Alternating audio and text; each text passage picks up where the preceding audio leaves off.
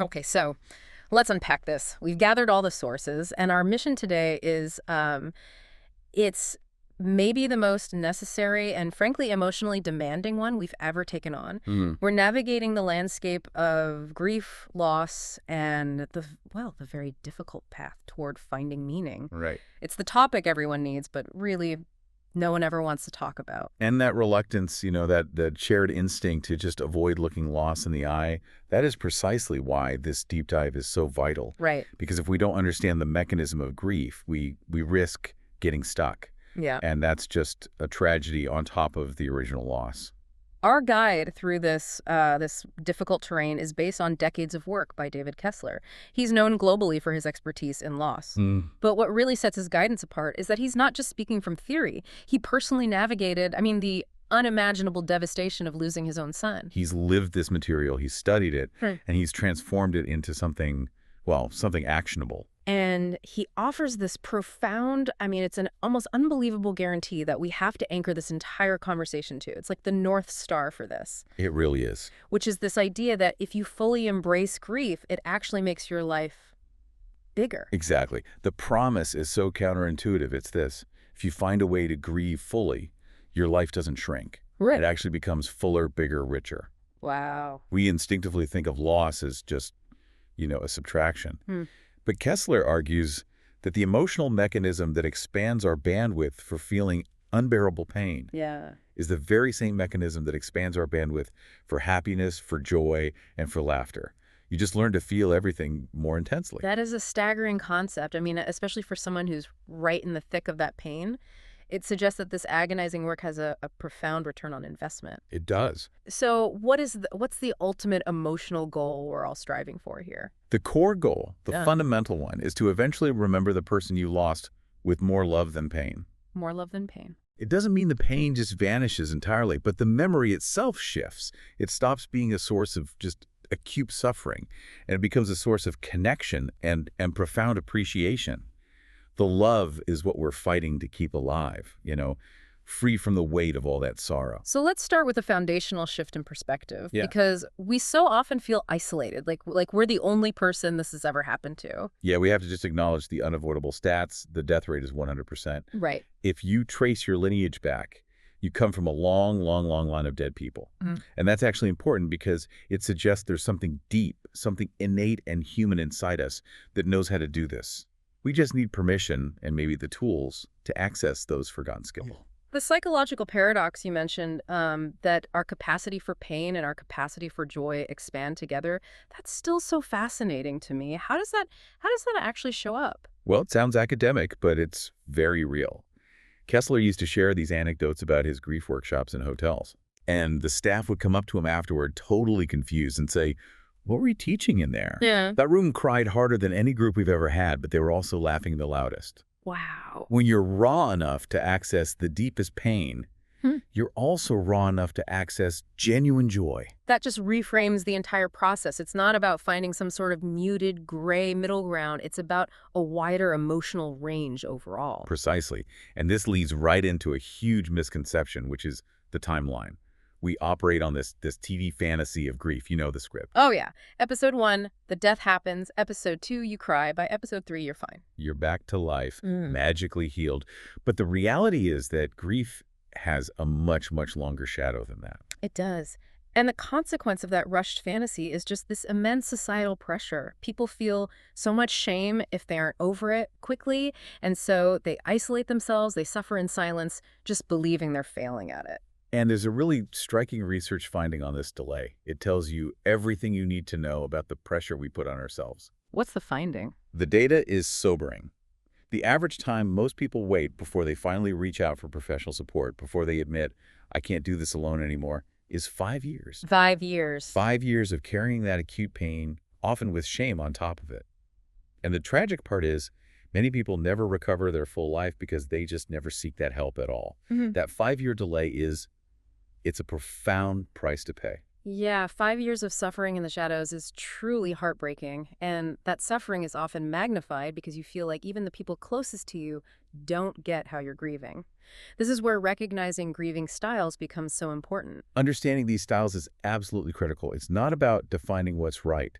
It's just out of defining what's true for you. Okay, so the source material sort of categorizes people broadly into two camps. Let's start with the practical grievers. Right. Practical grievers are pragmatic people, results-oriented.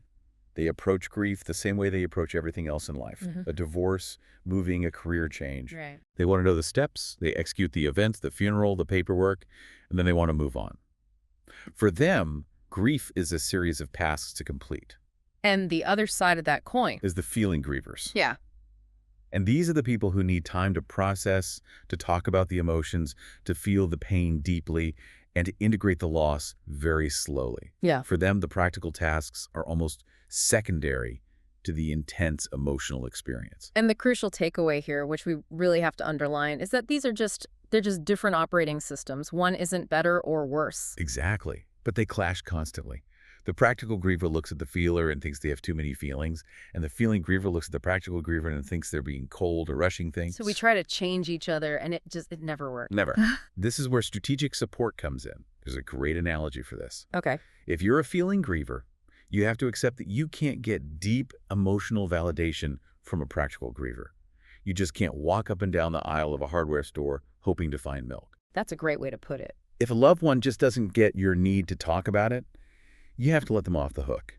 Find your emotional milk somewhere else, a support group, a therapist, another friend. Because if you don't find the right support, the process slows way down.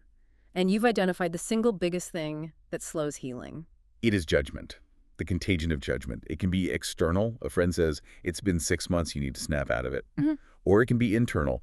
The griever hears that and starts thinking, maybe I am doing this wrong. Right. That judgment just freezes the whole process. So the tool is self-acceptance, but not in a passive way. No, self-acceptance is active.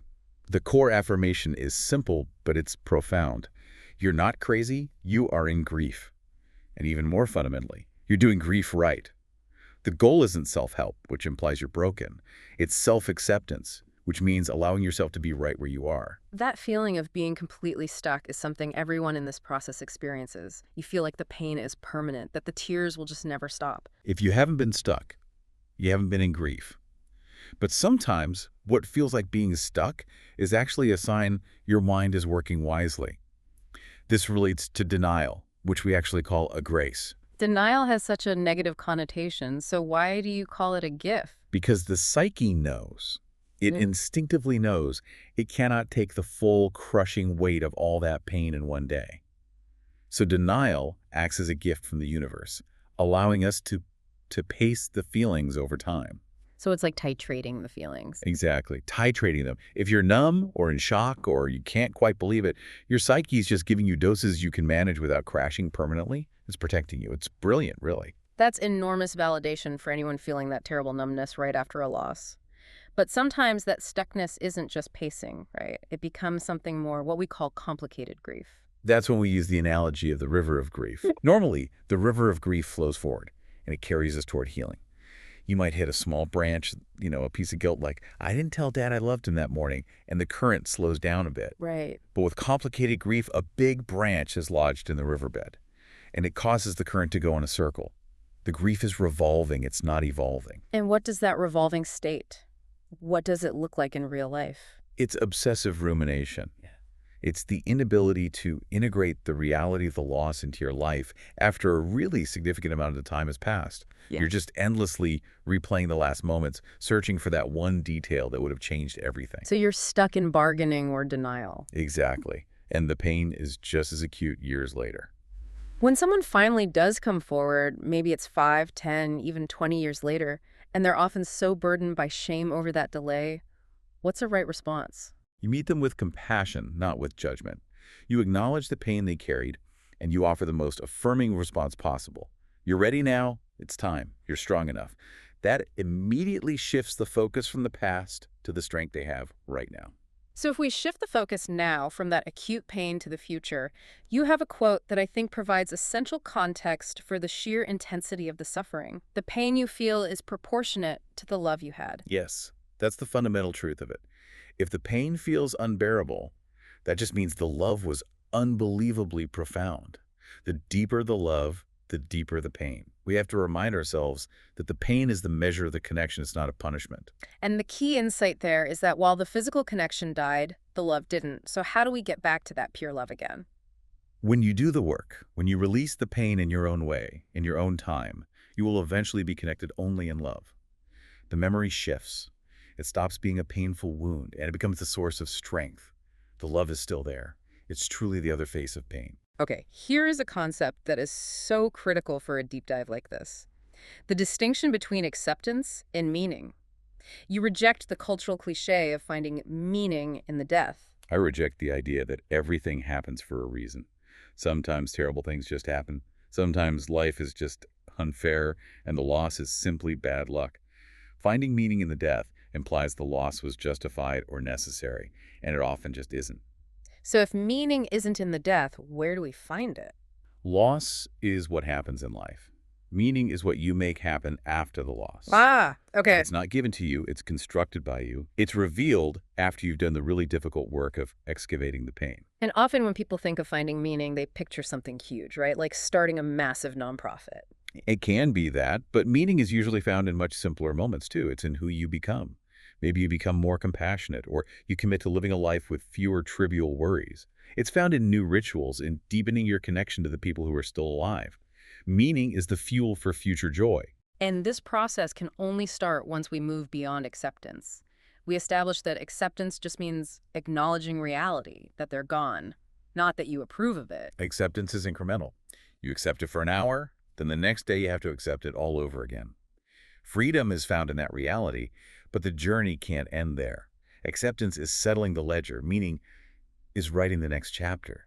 It's the step that ensures you lean into life again instead of just surviving it. Let's move to some practical tools for navigating the sheer volatility of grief, which often ambushes you when you least expect it. Like crying uncontrollably in the grocery store on a random Tuesday when a certain song comes on. Exactly. We call those grief bursts, and they are completely normal. But remember, we also experience love bursts, where you're suddenly flooded with this immense love and gratitude for the person you lost. Both are just waves. They're evidence your heart is still connected. Another massive component is anger. It shows up so often, sometimes it seems totally misplaced. Well, anger is an expression of pain. It's pain's bodyguard. It tries to protect the vulnerability of the grief.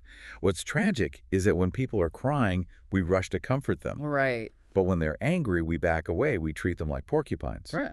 But that angry person is in just as much pain and needs a hug just as much. We have to make that translation. Their rage is a declaration of their suffering. So the healthy strategy isn't suppressing the anger, it's moving it. Find motion for the emotion. Healthy anger needs to move out of the body. Go for a hard run, scream in the car, try physically demanding grief yoga class, anything that releases that stuck energy. Let's talk about guilt and the bargaining stage, especially those pervasive if-onlys. Guilt is grief's constant toxic companion. The crucial psychological insight here is that our mind would always rather feel guilty, which offers a false sense of control, than feel utterly helpless. Right. If I can convince myself, if only I had checked his blood pressure 5 minutes earlier, then I feel like I could prevent the next tragedy. It's a way to fight helplessness. That is so compelling, that need for false control. So how do we disarm the if-onlys? The tool is the even-if exercise. You have to give space to all those agonizing what-ifs and if-onlys. Write them all down. But then you cross them out and you systematically replace them with even-if. Okay. Even if we had left the party 5 minutes earlier, he still would have died. Even if I had gotten a second opinion, this was inevitable. The exercise gently acknowledges that so much of life and death is just out of our control. And then there's the guilt we feel when we start enjoying life again. That feeling of disloyalty if you laugh too hard or go on a date. That's the disloyalty checklist. And disloyalty lives exclusively in the mind, not in the heart. You might feel disloyal for making a big life decision, for dating, or even just for having a day where you forgot to cry. You have to release that thought. Your loved one would never, ever want you to stop smiling in their honor. What about for listeners who are struggling with the physical objects, the possessions that feel like they're the only evidence the loved one existed? That's a huge hurdle. We cling to objects as proof. But the real, powerful evidence has shifted. You are the living, breathing evidence that they existed. You're the storyteller, the memory keeper, the embodiment of their impact. So once you integrate that, the item doesn't have to carry that whole weight. Exactly. And a practical tip here is to take a picture of everything you're struggling to let go of. You'll often find the picture evokes the exact same emotional response as the item itself. Then the actual item can be released to have meaning for someone else. And before we wrap up the tools, let's just touch on the reality of grief brain. Oh, that fog and confusion. Is that a real clinical thing? It is absolutely real. Grief is physically exhausting, and it affects your executive function.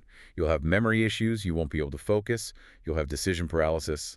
Simple tasks, like closing a bank account, become overwhelming mountains. So the tool here is just immediate delegation. Get help immediately. Don't wait.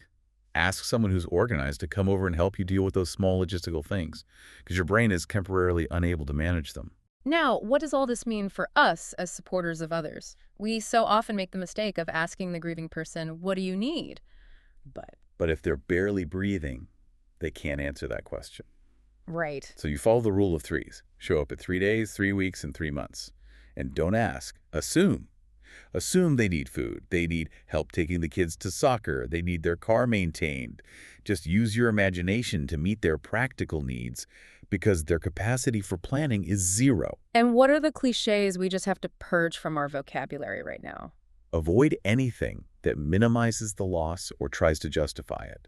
Do not say, at least there's a reason for this, or they're in a better place.